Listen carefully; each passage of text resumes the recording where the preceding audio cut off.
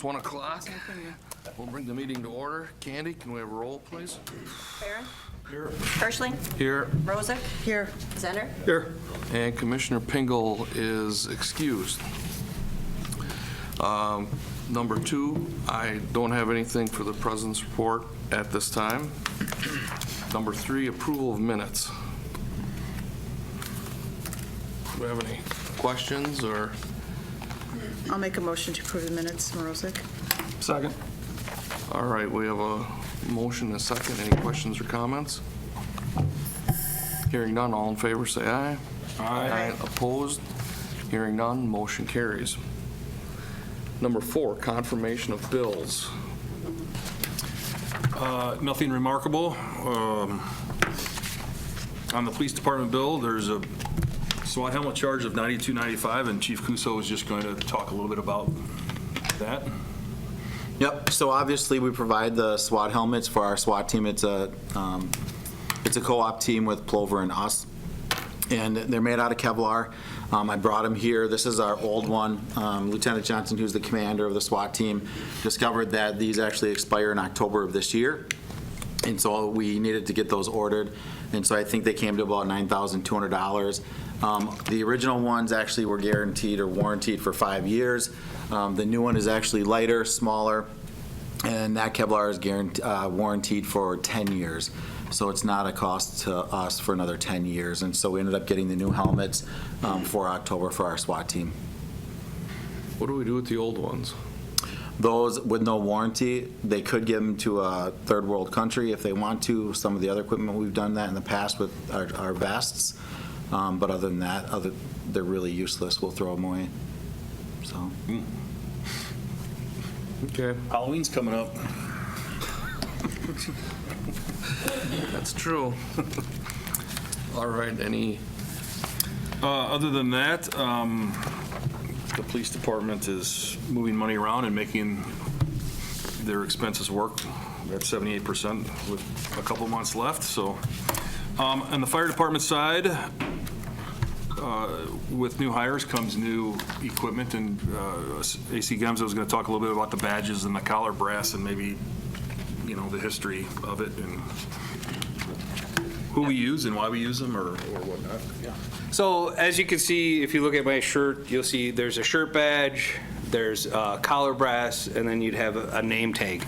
As each new hire comes in, they're given a name tag along with 2 badge shirts, and then what happens is as they progress through their career, if they're a firefighter, paramedic, and they promote up, they would give back 1 badge. They would keep that 1 badge as a namesake, and then they would get a badge that would say like either a field training paramedic, or it would say MPO, or it would say lieutenant or assistant chief. So as you progress through your career, that's how that works. So you would keep one of your old ones and then turn in the other one. Part of the increase in cost in this month was that because of the referendum, we have 9 new people coming on. We have to buy 18 badges and nameplates, and that's, if you do the math, that's pretty much how it plays out. Other than that, we looked and made sure that the costs were constant over the last couple of years, and they have been. Another thing is when you retire, you'll be given a badge shirt, a badge from your shirt, along with your helmet at that point. So if you leave the department under good standing, you get to take one of your badge with you also. So that's kind of the history of the badges and the collars and the costs that's associated with them. Thank you for that. Other than that, looks good. All right, I'll make a motion to confirm the bills. Second. Second by Morozek. Motion is second. Any other questions, comments? Hearing none, all in favor say aye. Aye. Those opposed? Hearing none, motion carries.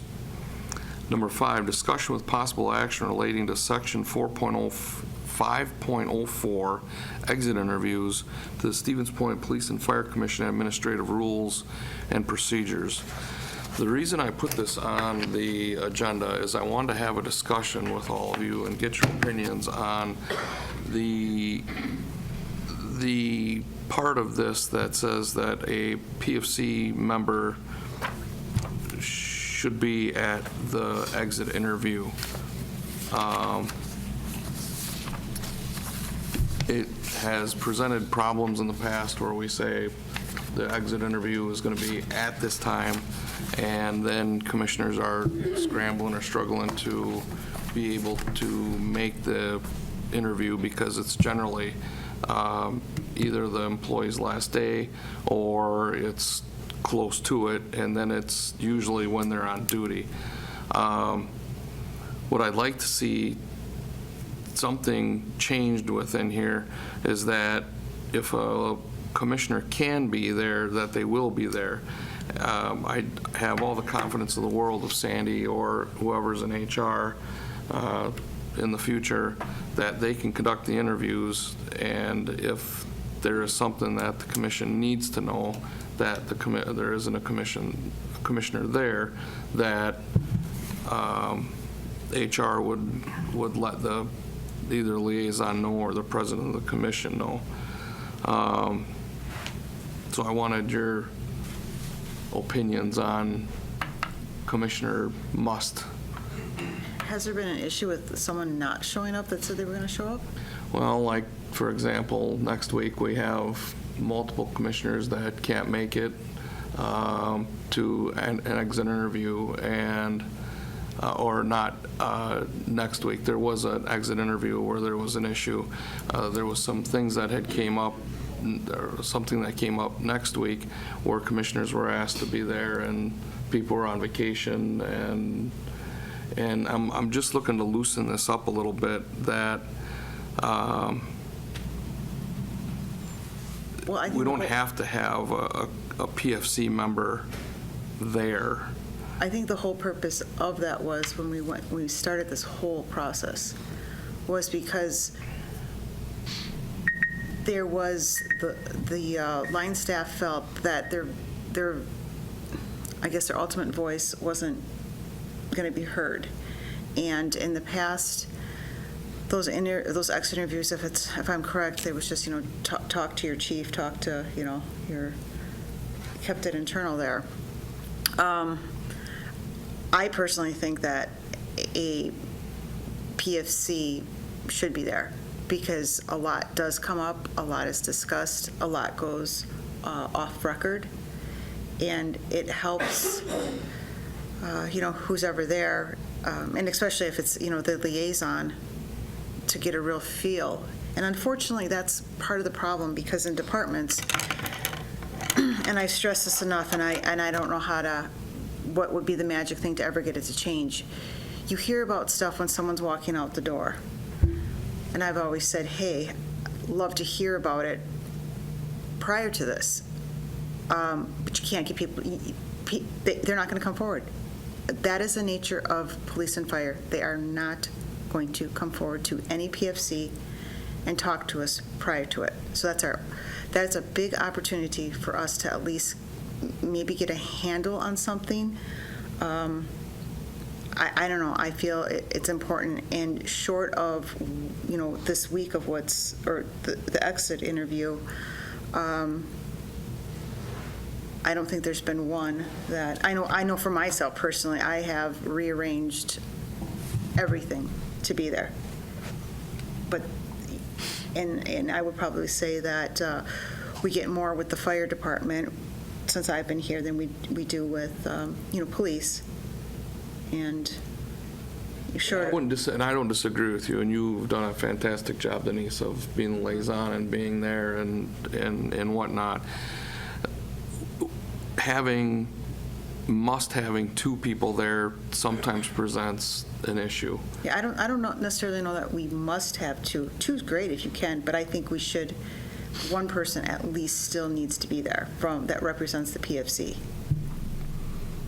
And I can see that, and I know I've done quite a few myself, and there's been multiple times I've been the only one there. But I think the whole process that is flawed to begin with. Even when we first brought this forward, my hope, and when we wrote this language, was that the exit interviews, the final compilation, would be provided to Candy, as we are the records for personnel of both police and fire. My belief is that's not taking place, or are you? I get them. You do get a copy of that. As long as they're documented, the information, and it is provided that we could look at collectively at the end of the year, I don't think we really need to be there. However, I mean, I've probably been to 10.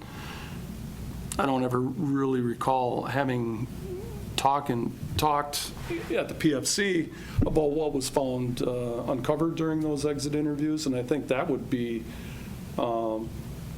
more appropriate, even if, geez, every quarter we have a closed session. Here are the exit interviews that we've done for this past quarter, and as a PFC board, we can talk about what that information is, so that information is getting shared. If I've gone to one exit interview, Jason may not have been there. He's not going to know what took place in there, and that's information that we should talk about. I don't really think we need to be present, but I do think we need to share that information. And if it's Sandy that's getting that information and she's the only person, we're still hearing that information. When it comes down to off-the-record information, I would say there's been some very good information that's been passed on to us. But as we all know, what's not recorded doesn't exist. We could talk all day about, if a person doesn't want to tell us on an exit interview, on a recorded, documentation, I guess that's on them then. It isn't information that we could get that was passed on, but they don't want us to share. We can't use it anyways. So, I guess, But I think, long story, I just don't think we need to be there, but I think we need to share that information better than what we're doing now. see, and when I've done them in a roundabout way, I've collectively taken information, and at times as being the liaison, or regardless of if I wasn't the liaison, I have always made it a point to personally reach out to the chief of the department to kind of give an overview of the exit interview. It's also been beneficial. Now, I've been with a police liaison and fire department liaison for longer than I was on police. And I can tell you that I have gone back to JB for numerous things, and he has been very receptive to looking at different things within the department. And he, as far as, like I said, with myself and being the liaison, he does appreciate the input, the conversation. So again, I think that one person should at least be there because it's a touch point, and I can hear you too, because we're not discussing it amongst, and maybe that's something that needs to change then, that we set something up where it's maybe a quarterly. We've always said if we discover something that absolutely, right, serious nature, that person they're going to set a meeting immediately if we hear something that needs our attention right away. Otherwise, I think, to Tom's discussion, yeah, that would probably be a good idea to every quarter touch base. We all get together, a closed meeting, and talk about the exit interviews that have taken place. But And I don't have an issue with coming to a happy medium. I wanted to just clarify, to clean up and make it a little more efficient, the way it's written right now. And maybe we strike the PFC liaison to the relevant department, and it just says the HR manager and one other PFC member. And to come to a happy medium, maybe we give that a whirl for 6-9 months, see how that works out, and revisit it down the road while scheduling once a quarter, maybe 3 times a year, depending on how many take place. I think that that's a fair idea. What do you think, Jason? I think that the off-the-record stuff is what is important, right? Denise, like to be in those meetings? We get a lot of it, Yeah. a lot of it. And I'm just throwing spaghetti at the wall, but what if you don't have to be there in person? Can it be a phone call? You know, like during We're the talking exit like, interview, or you know? Zoom or phone call, or What's that? they're talking like Zoom or a phone call that, I would think Sandy might be able to set that up. Yeah, like, hey, Commissioner Kirsling's here, and if you would like to say anything off the record, you know, we're here for you kind of thing, and then. I mean, you're saying if you physically couldn't be Right. there. Yeah. I mean, if we physically can't be there, we're usually out of town, but that, I mean, I could probably, you know, peel away for an hour or, you know, so. As long as somebody is hearing, listening, so whether that's in person or if it's, Sure, But I think, Joe, what you're saying is there a need to be two there, right? Right. Yeah, I agree. I mean, there was one there this week with Mr. Sinner, and, you know, it was nice because we were out in Sandy's office instead of the conference room. Sure. You know, so. Well, what happens if we have it read as, I'll just start from the beginning, employees leaving employment with the PD or FD for any reason other than termination for cause will be invited to complete a voluntary exit interview. Such interviews will be conducted by the city human resources manager, and then we'd strike the PFC liaison to the relevant department, and then leave in and one other member of the PFC. And add like either in person or via Sure, phone or Zoom. sure. yeah, I'm good with that. All right. Did you get that? All right. But just confirm, we do get both police and fire exit interviews are sent to you, Candy? Correct. And we keep that on file? Yes. Okay. All right, I'm going to make a motion. Well, strike that. Does anybody have anything else to say? No.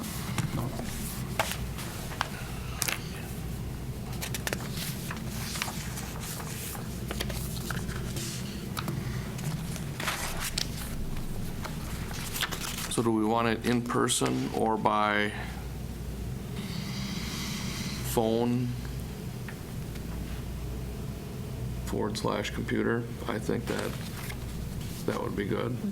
So if you can leave that right here for a sec. So I'll make a motion to strike in section 5.04 exit interviews, the PFC liaison to the relevant department.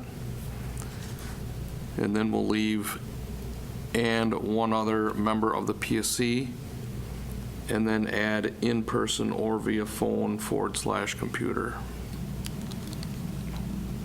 I'll second that. All right, we have a motion, a second. Any other questions, comments?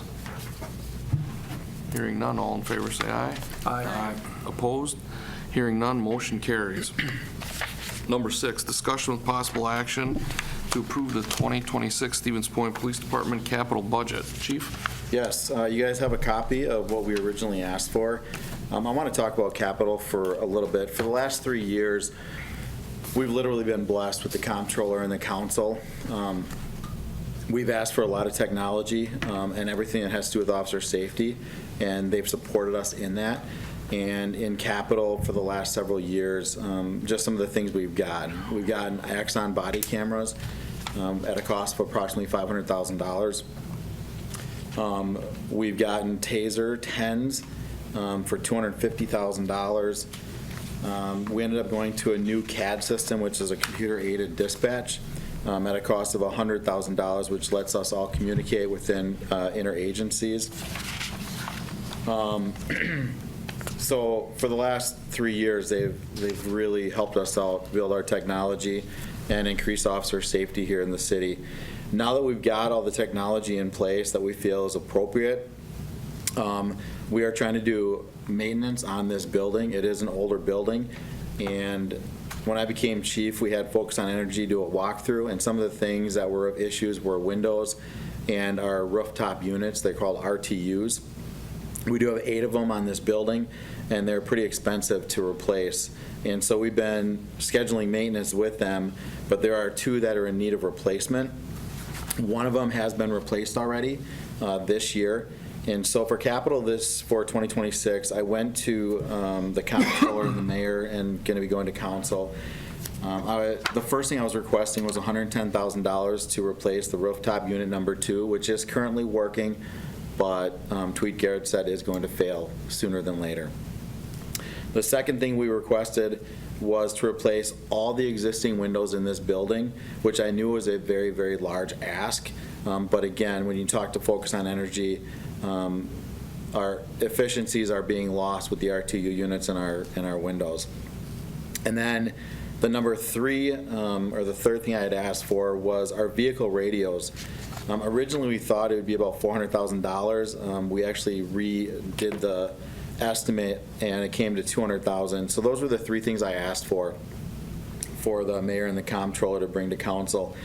After meeting with them and having discussions, we did put off the radio purchases for the vehicles. And again, it's not an officer safety issue because those radios are not abused. They're stationary in the vehicles, and they are compatible with our new Motorola handheld radios that we've got.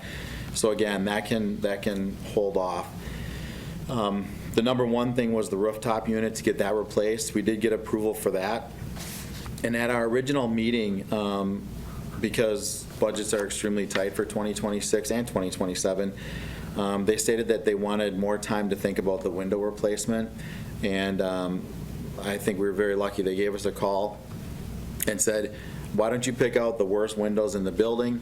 It was very easy to do. The worst windows in this building are the section or the hallway between the north part of the building and the south. It's where my office is and Candy's office is, the officers' a reports room and our training room. Those are wood windows that are all rotten. And they asked us to give an estimate about, to get those all replaced, which are 14 windows. It came to $42,000. And about 2 days later, we got a call from Corey Laddick, our comptroller, who said, we're going to put that into the capital as well. So for capital this year, I'm requesting from the council, and I just need your approval to ask again for $110,000 for the rooftop unit number 2, and the $42,000 for the 14 windows that really need replacement. Commissioners have any questions? I am all for investing in our facilities, along with our equipment and also our people. But if you have windows that are rotting, they need replacement. Radios need to be working. Rooftop units need to be working. So I'm going to make a motion to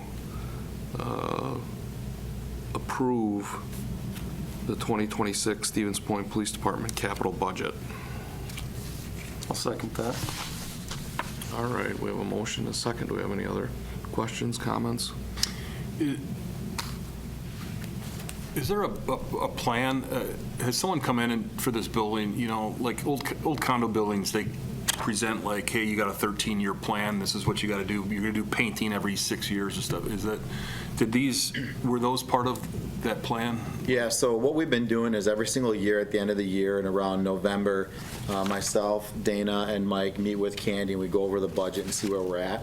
And if we have anything extra, if you take a tour of our building, which I know a lot of you have recently, every single year we've been doing little things to upgrade it. So we got new carpeting in several hallways and classrooms.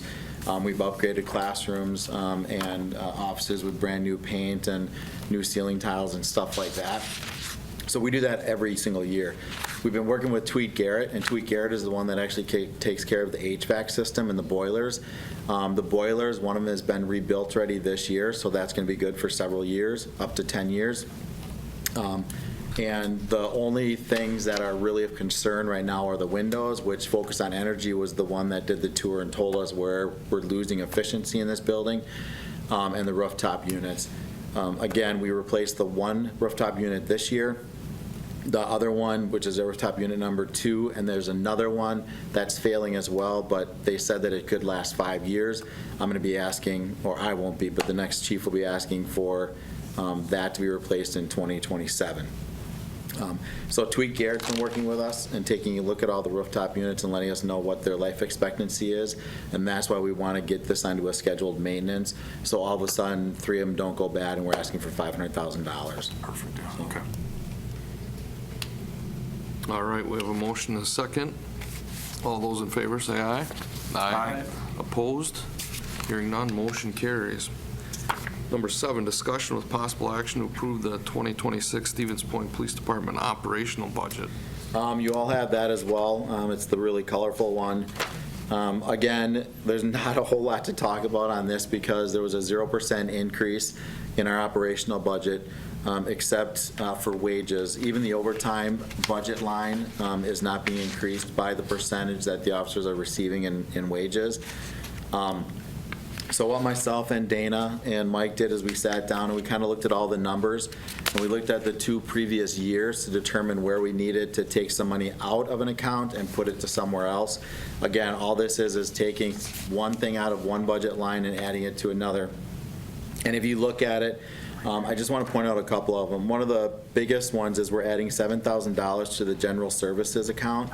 The reason we're doing that is because when I first became chief, we have an officer-involved shooting. And at that time, myself, Dana, and Mike have decided that one of the most important things besides officer safety is officer mental wellness. And so we actually made it mandatory for all of our officers to seek and speak to a psychologist one time a year.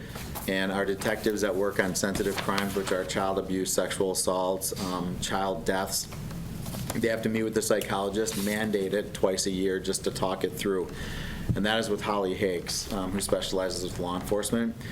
We did a 3-year contract with her, and that contract is up. And so we are going to be renewing another contract with her next year. So that's why that's the largest increase of $7,000 was to general services. The other thing is, what we do is we actually look at the prior 2 years to determine if we need to add money to certain things. The camera equipment, we actually removed $3,000 from there to put it into another account. The reason we did that is a lot of requests from our officers to go to smartphones in our vehicles. Those smartphones actually take better pictures than our cameras that we had in the squads. And those smartphones are hooked up right to our evidence.com. And so there's no uploading or anything like that. It automatically does it once they put a case number in. And so we were able to take money out of the camera budget because we do not need it anymore. I did leave $1,000 in there just in case. The Lexapol, which is a program that educates all of us on our policies throughout the year. Every single day, there's a question related to a policy, and officers have to answer those questions. And so again, it's just an educational training thing for our policies. That has been going up, and that's going to go up by $1,000, and so I added $1,000 to that account as well. The car cleaning, again, we had $1,500 in there this year. We're already at $3,000, and it seems to be going up. And so we're increasing that to, we're adding $2,000. We're adding $2,000 to $3,500. And again, when we talk about vehicle cleaning, it's not car washes. Vehicle cleaning is hazardous materials, people that vomit in the back seat.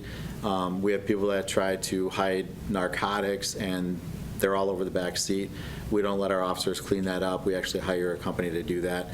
So that seems to be getting more prevalent, so we're adding money to that as well. So again, that's really short answer to all of this. Anything that's highlighted in blue, which are the crossing guard wages, and then the K-9 stipend, and then our overall officers' wages, those are up in the air depending on what the council approves for their raises for next year, and that'll go up accordingly. But again, our overtime budget is not going up according to their wages. So again, the next chief is going to have to prioritize certain things as well when it comes to overtime. And so that is our operational budget. All right.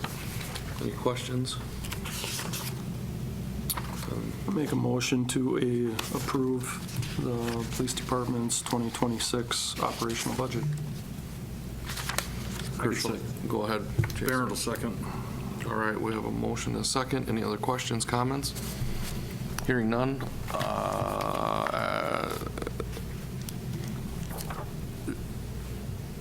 Hearing none, all in favor say aye. Aye. Opposed? Hearing none, motion carries. The police chief report. Yeah, September 4th was the first day of the Citizens Academy. It's been great participation this year. This Saturday is their EVOC, which is emergency vehicle operation, so they'll be driving the fire trucks and the police vehicles at high rates of speed and possibly hitting cones.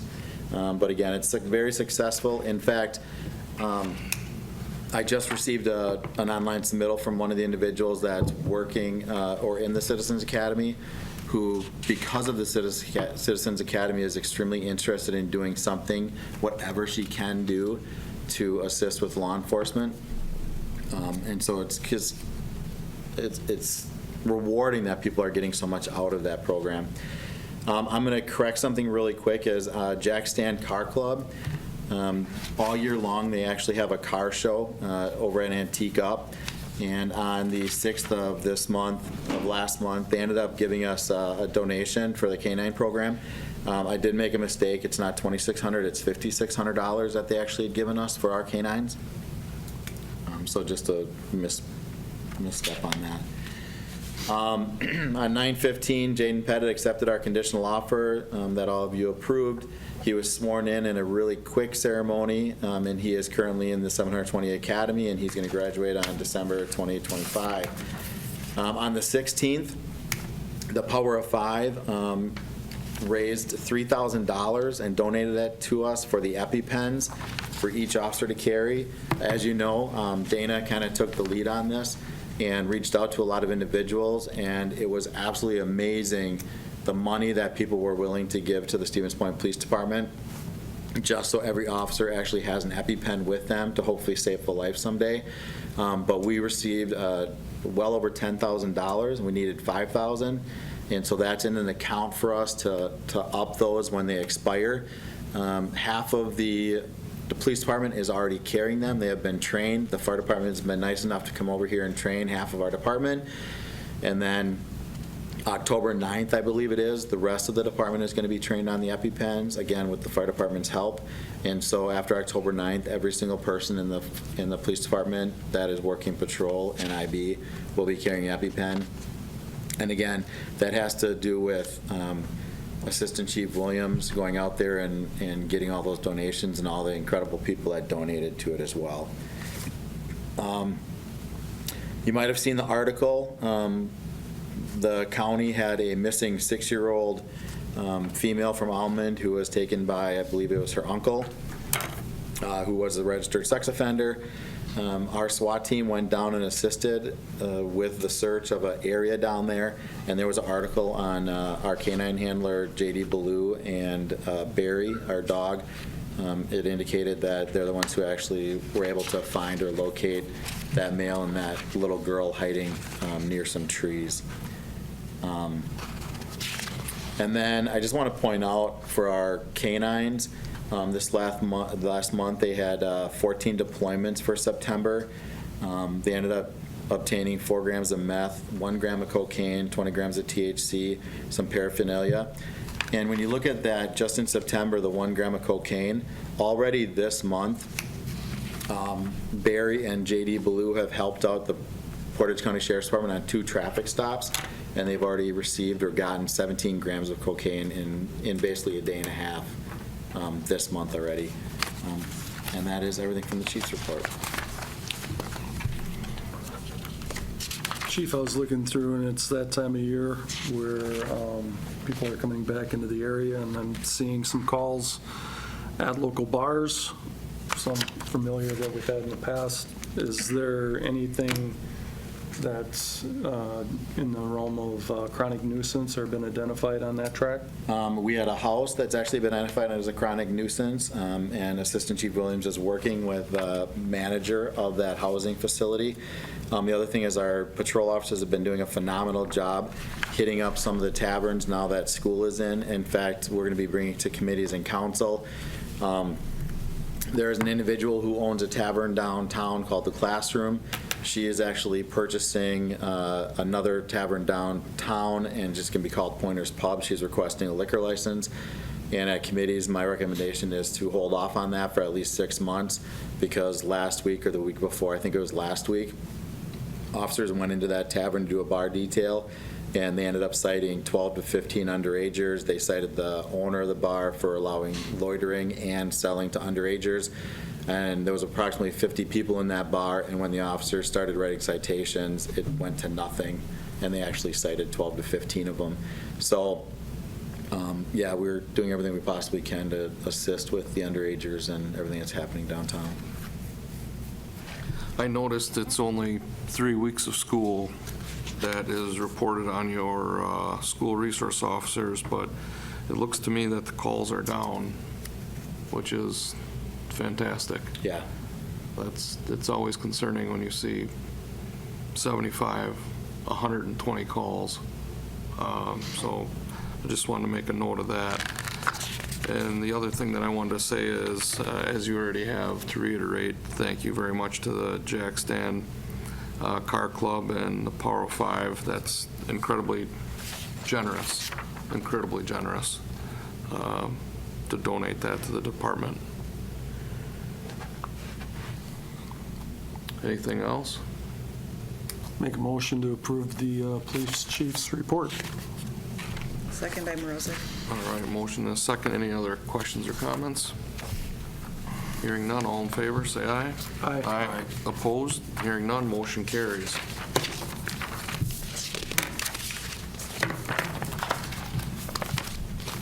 Number 9, discussion with possible action to approve the 2026 Stevens Point Fire Department capital budget. This is a big moment for you. It's a big moment. You get to do this like once every 3 years. Every once in a while, we do. No, first off, I want to just find out, are there any specific questions to the proposed capital budget at this point? And then I'll go through and explain some of it if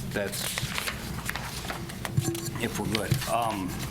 So I'll just start out with just the high points, or the history. Let's go with the history first. So the history on this is that our capital budget, certain things come out of it that are just reoccurring capital issues, and I'll point out some of those. When we look at turnout gear, technical rescue, general fire equipment, those are reoccurring capital projects that the comptroller has decided that instead of putting them in our budgets, they're going to fall under our capital. So nothing has changed in that aspect. You will note there's $100,000 for radio replacement. We wrote the grant, and part of the agreement was that if the grant didn't come through, which we didn't get, that we were going to replace those radios over time with that $100,000. And then the second thing I'd like to point out is that there is a basement fix at Station 1, and again, like the police chief has says, we have infrastructure issues on all of our buildings. Station 1 was built in 1969, I believe, and so it's just those are the things that we have to keep in mind, that we have to keep upkeep, because we still have to maintain a living and an accessible quarters for our personnel. Just to give you an idea of what they juggle with on a day-to-day basis, the generator switch went out last week, the backup generator at Station 1. So you're looking at a lot of money that's just gone out the window that we had to replace out of this year's budget now to add that. So that's what I have for capital. Are there any specific questions or? I don't have any questions. I think it's all pretty straightforward. Okay. All right, I'll make a motion to approve the 2026 Stevens Point Fire Department capital budget. Second by Morozek. All right, motion is second. Any other questions, comments? Hearing none, all in favor, say aye. Aye. Opposed? Hearing none, motion carries. Number 10, discussion with possible action to approve the 2026 Stevens Point Fire Department operational budget. Chief, I don't know, we don't have anything for an operational budget. I don't know that Candy got anything. You didn't get anything? Okay, well then, would you like to just defer it to next month when Chief Moody's here? And he said, I apologize, I didn't know it was Do the you Senate. have it? I could photocopy I it do now. not have it with me right in front of Then me. we'll have so- to, When's it going to council, though? It'll go to council next, or this month. I mean, I can tell you what it is, but do you need a hard copy? Otherwise, I'll get it over to you tomorrow. Well, just so we can get an approval, I think at least we get a, Dennis, do you have a copy? We could send to Candy to, Because how do we do that? We have to approve it before it goes to council. yeah. we got to approve it before it goes to Right. council. So either we have to have another special meeting or do it now.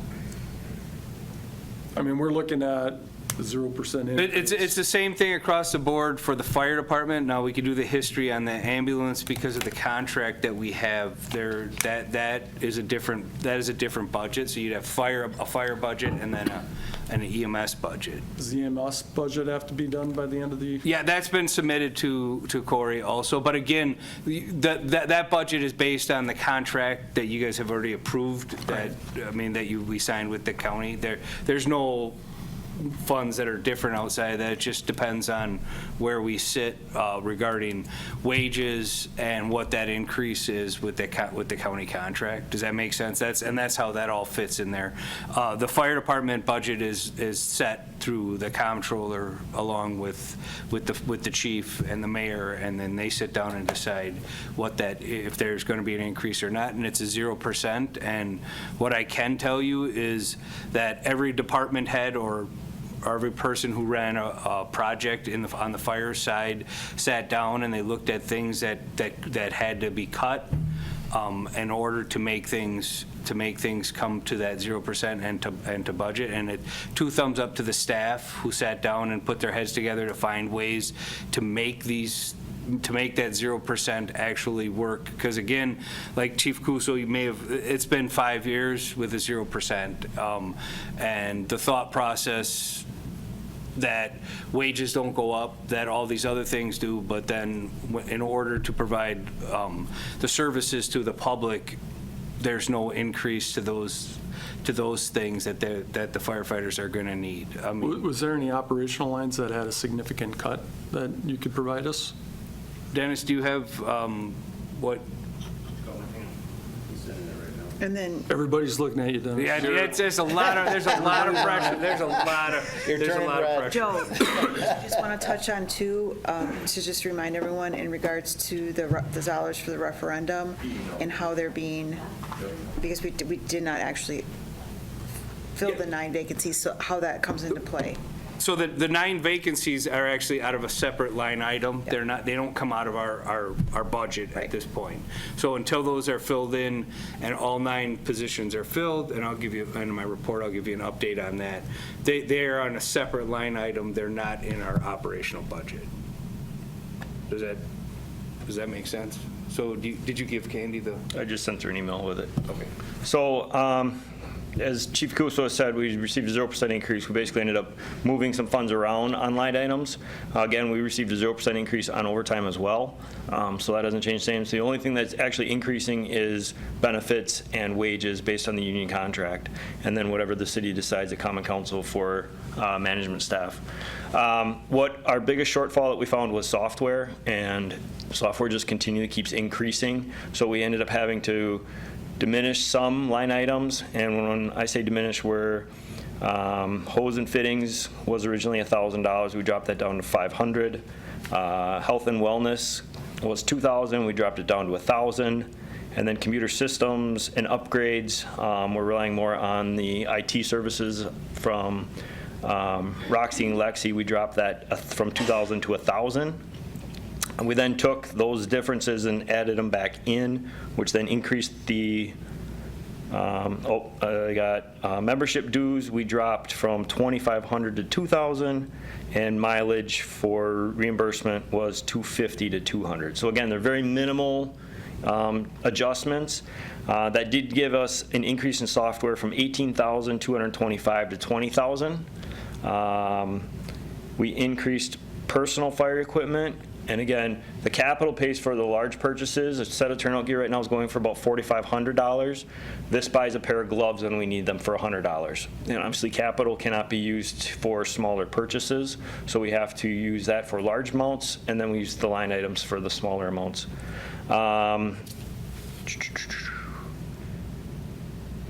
Initial clothing, we did not have a line item for this. We were told that we had to create one last year for initial clothing for after somebody's off probation, they get their Class A uniform. So we put $750 in there. And then wellness expenses, we did not have anything for hikes, which we also use. So we had to put in $750 on that side. So again, very minimal in what the changes are. I don't have totals for you because I didn't know I was going to be up here. But again, there's a 0% increase. We just ended up moving line item around. Training lines all remain the same? Training remained the same. Public education remained the same. No cuts there. We do have a general fire equipment as well. That did stay the same.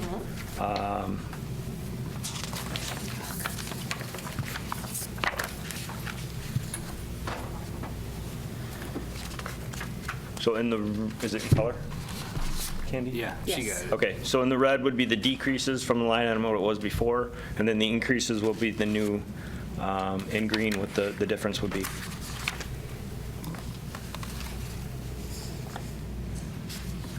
Make a motion to approve the fire department's budget, operational budget. Second by Kirschling. All right, we have a motion, a second. Are there any other questions? Seems pretty straightforward to me. There's some jockeying back and forth as needed.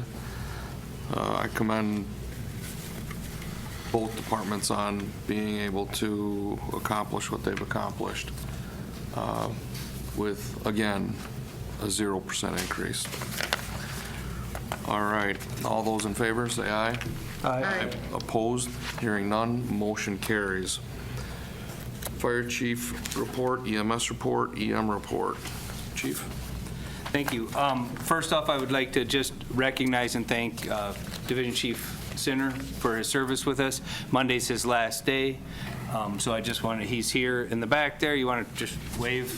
There he is. And so he's moving on to a brighter and better things. He's become a fire chief in Iowa. So congratulations to him. It'll be sad to see him leave, but on the flip side, anytime somebody steps out and walks away from you and makes their life a little better, it's hard not to smile a little bit and just say good job. So congratulations, and I just wanted to recognize you there for a second. Who's going to, I'm sorry to interrupt, he had a lot of responsibility with, who's going to help out in that department of fire inspection, et cetera? You're looking at him over there. Right there, the assistant fire marshal. You're already overworked as it is. Yeah, and EM.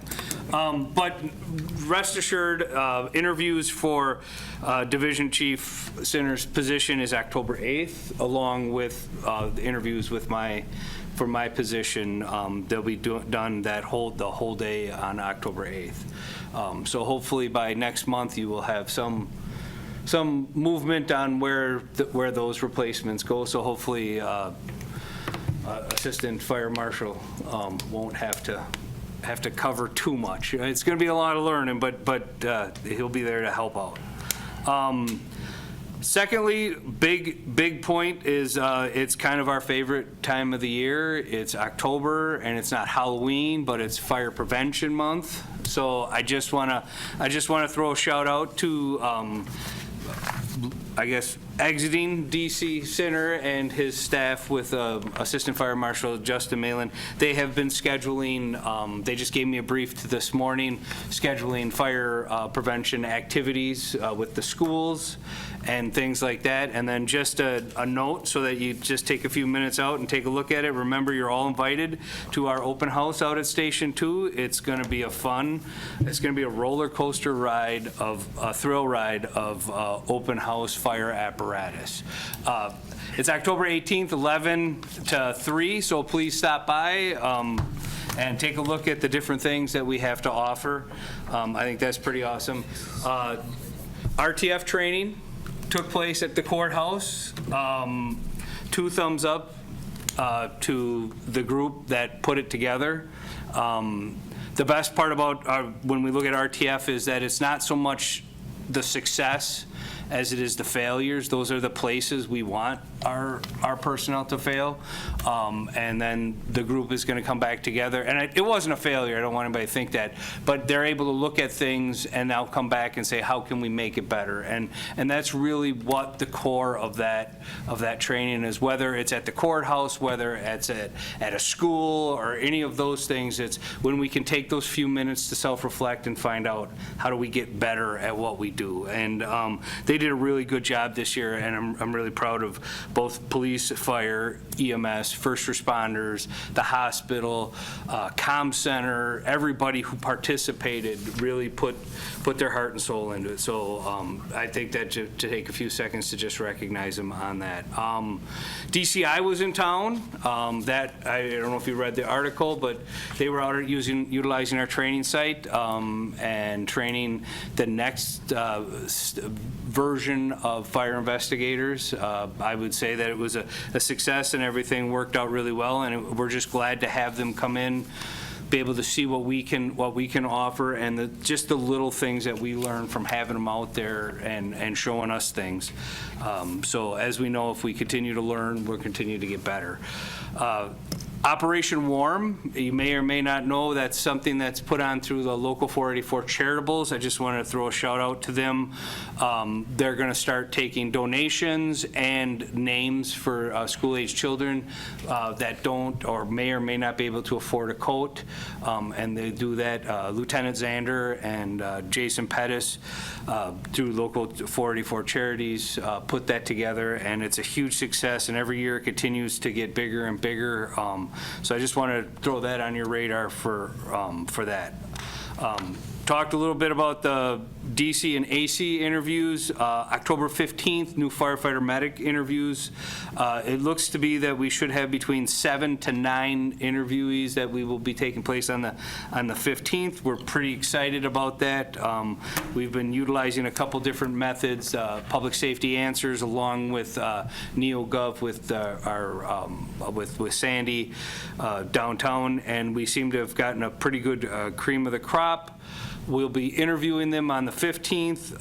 I just wanted to touch base with the commission to make sure that we're still of the understanding that we're going to interview the candidates. If they meet the qualifications, we could offer them a conditional offer, and then we would bring the name back in November for your guys' approval. Just wanted to touch base with you on that. So there are a lot of exciting things going on here at Stevens Point Fire Department, and remember, October 18th, stop by. Say hi.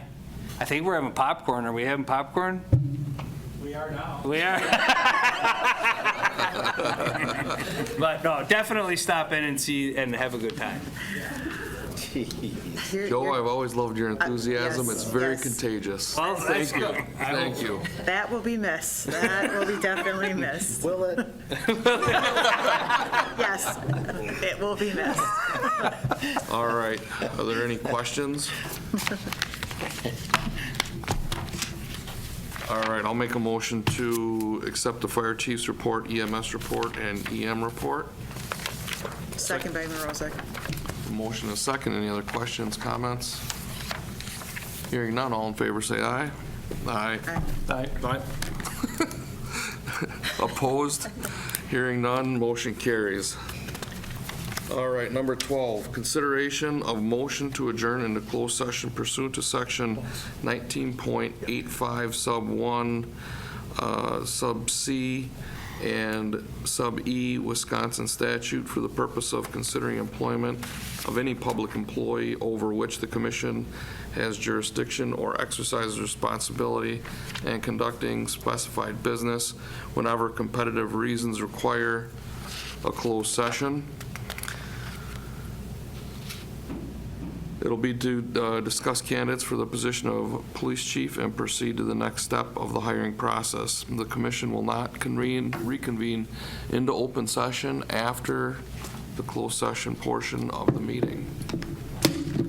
So with that said, we'll take a roll to go into open, or go into closed session. Barron? Yep. Kirschling? Yes. Rosa? Yes. Zenner?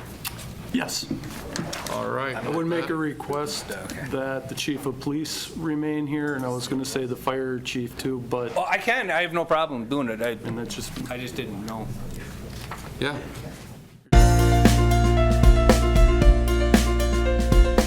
A video of this meeting is available for viewing on the city's website, stevenspoint.com/videos.